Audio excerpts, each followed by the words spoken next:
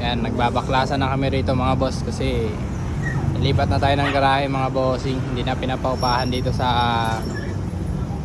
pinaparadahan natin ngayon. Bye bye.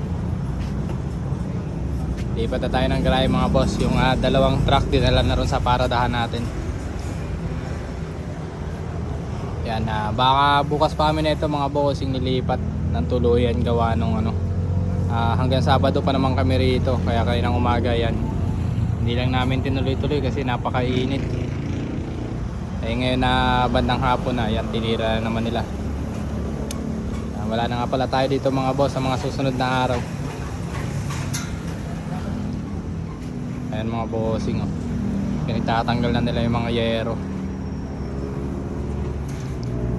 Wala kasi tayong biyahe ngayon mga boss kaya parang nakakatamad.